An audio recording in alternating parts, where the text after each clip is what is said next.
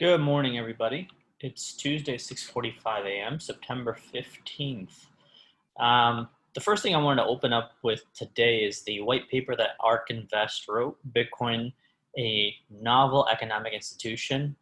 Make sure y'all go check this out, sign up right here, and you will get the PDF in your email, or you can download it. Very good paper, as I've been told, and it's going to be on my reading list for the week. So make sure y'all check it out. Now, the first thing I want to start off with is what I mentioned on Twitter just yesterday. Actually, I want to open up with this. This is really interesting. India is set to introduce law to ban trading in cryptocurrency. You got to understand that markets have insane capability to churn out news, especially bad news, at the most perfect time. Okay, this is how they can create a herd effect. They can shift mass amounts of people and their psychology to think in one way or one direction. All right, and something like this, right as the fact that Bitcoin is kind of coming close to this 11,000 area, this 11,000 resistance, is not a surprise. It's not a coincidence. It is a well-timed mechanism, if you will, that people have, a trigger to kind of pull. Okay, so as I look at the market right now, really nothing has changed. I'm looking at Bitcoin coming into my key levels that I'm watching, right? The key levels that I'm watching are this 11,000, 11,100 area. So as I come up to this area, or as price comes up to this area, I'm looking for a few things, okay? Let me turn this off real quick. I'm looking for a few things. Number one, I definitely want to see decreasing volume on the way up, and I'm kind of seeing that right now. So that's a good sign.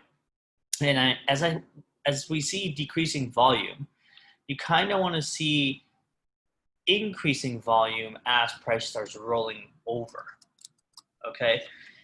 But as we approach this area, again, just around the 50 moving average, which is the red line right here, this is really just caution, okay? It's time to be careful. It's time to maybe start closing out your longs, maybe start hedging short. I've been hedged short from down here around 11,000, and I can handle a movement, even all the way to 11, 11.5, okay? I'm prepared for that because that's my hedge.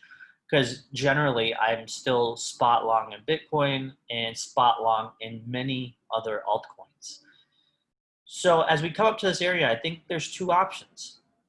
There's the green option, which is we break through the 50 moving average, we break through this neckline right here that you see, and we start pushing up, in which case we can hold our longs that we already have, and we can also add more long exposure, because if we're breaking above this area, and again, with volume, that means we're probably going back towards this high, which is 12,000, or this high, which is 12.5, and more than likely, we're probably going to 14,000, more than likely, okay? Again, anything can happen up here. I have no idea, but that's how I would see it. If we are going to start getting rejected, it's probably going to be right around this area, this chunk, which is anywhere between 11,000 flat and possibly up to 11.2, 11.3.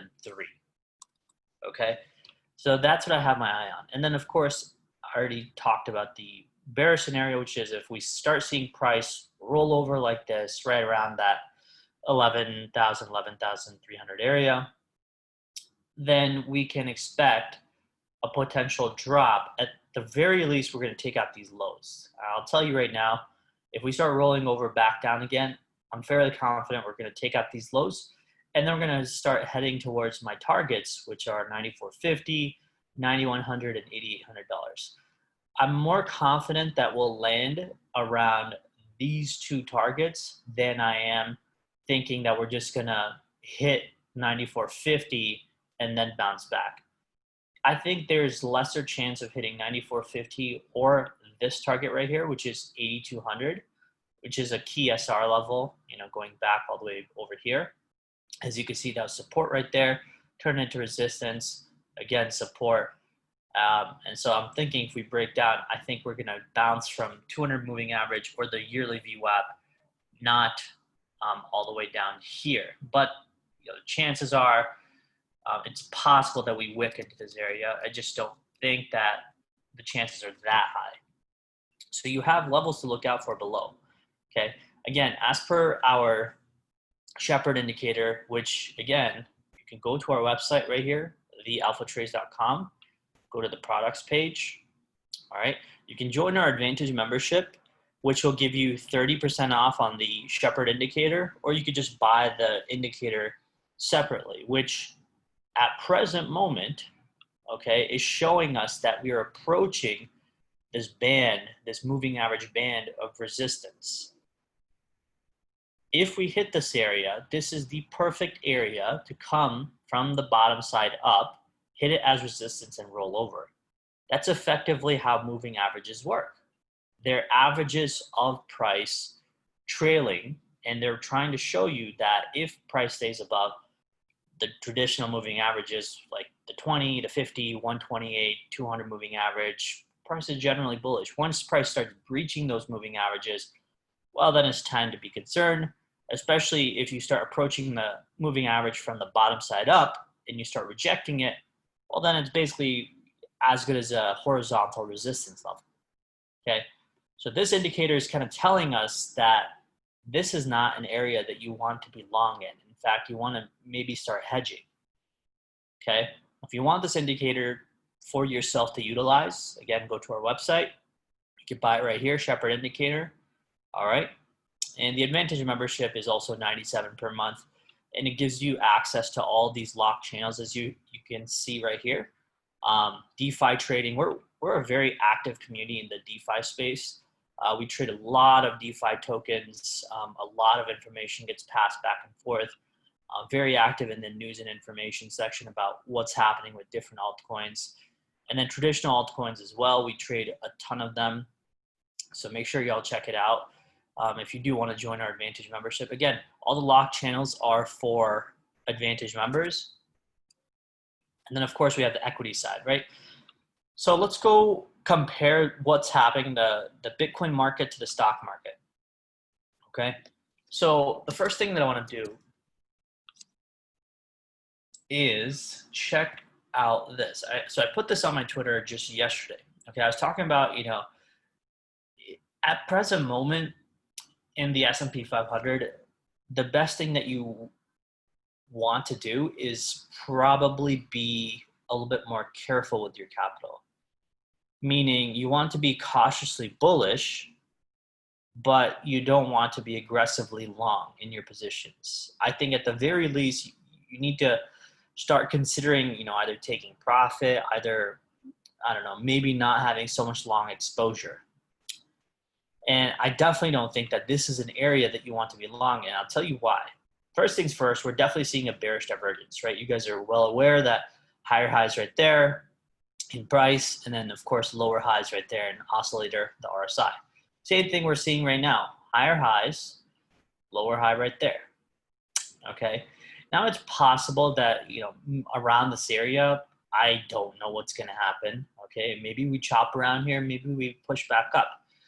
But maybe because the market has been so extended to the upside and we have this bearish divergence playing out, maybe we have another couple of weeks of pulling down, especially given the fact that we have so much open interest in options positions, especially the call options in the tech space. If those are to get weeded out, the market has to come down a little bit more, or at the very least kind of hover around here, maybe in a 2 to 3% range, okay? If that happens, same thing would happen with the options. Their premiums would get crushed.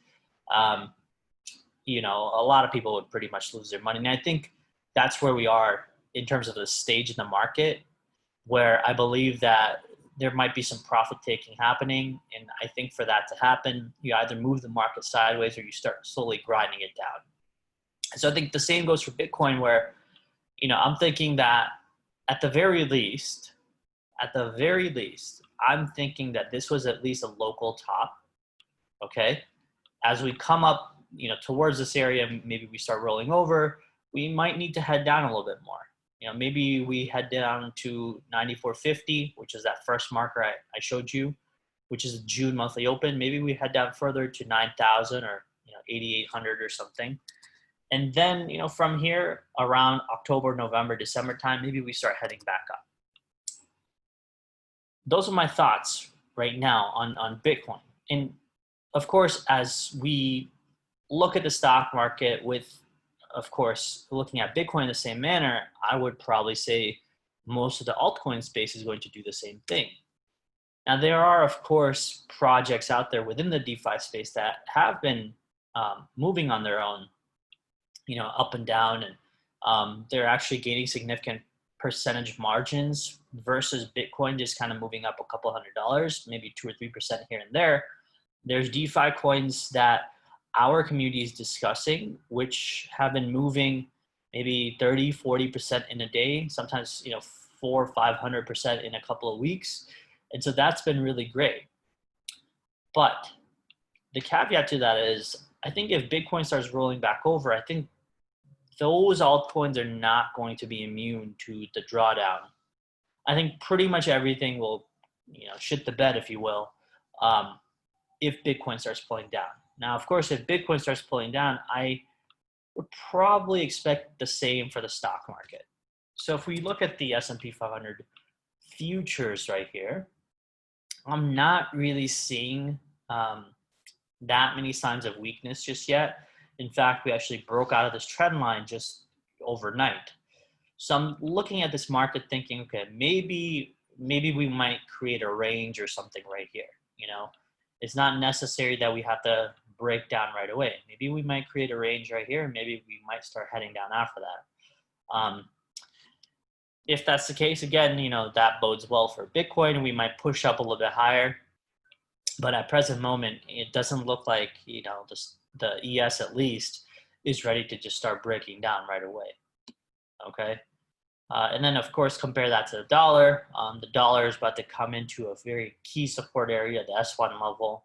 And if it finds support here, then I expect the dollar to pump up a little bit towards the pivot, or at least towards this marker, which is 93 points. Okay. But overall, even the dollar, right, we can look at it the same way.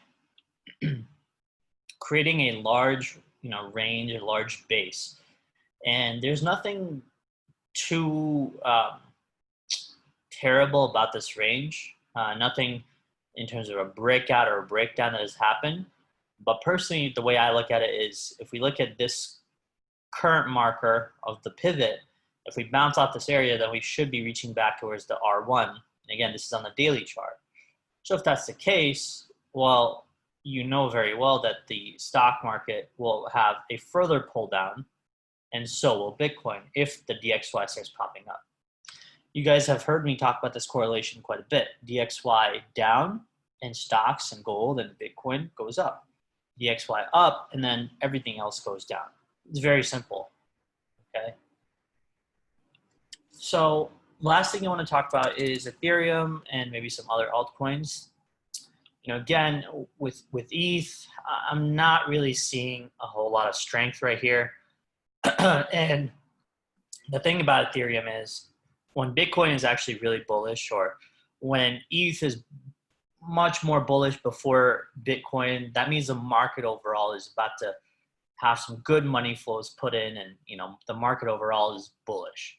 And so the fact that ETH is kind of struggling here, and Bitcoin is kind of just trading up a little bit, it doesn't necessarily mean that things are as positive as most may think. In fact, I would probably argue the opposite, which is, if ETH and say big cap altcoins like Link are not moving together with Bitcoin, in fact, they're actually trending down. This to me tells me that overall market is just not showing any strength. And if the overall market is not showing strength, that means that the money flows are not going into risk assets like Link or Ethereum. Okay, so in which case it begs the question, well, at what point does Bitcoin reverse? to follow what's happening with Link, to follow what's happening with Ethereum. And like I said, I think that area is going to be that 11,000, 11,100 range. Okay, and give it a cushion of, you know, $100, $150, maybe towards 11.3 or something. But that's really the chunk of range that I'm kind of looking for a reversal.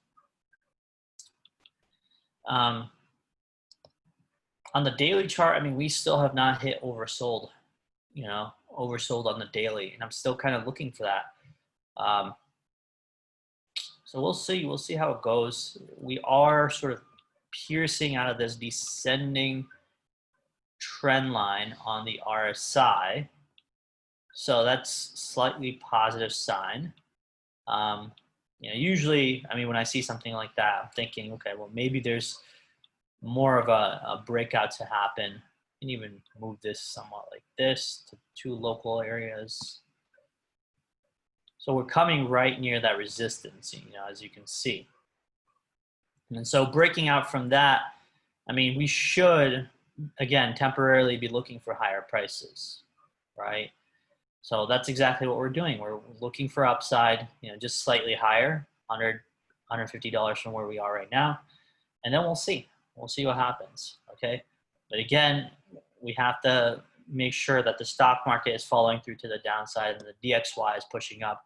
All these things matter in terms of metrics you want to keep an eye on, okay? So that's it, guys. I hope this analysis was helpful. Make sure you hit the thumbs up. Leave me a comment of your thoughts, what you think is happening in the market. And yeah, subscribe to our Advantage membership here, okay? It's $97 per month. Make sure y'all go check it out. And you will have access to our Discord community, tons of active people, tons of people from all over the world, and we're discussing great stuff. So that's it. Cheers, and have a good rest of the day.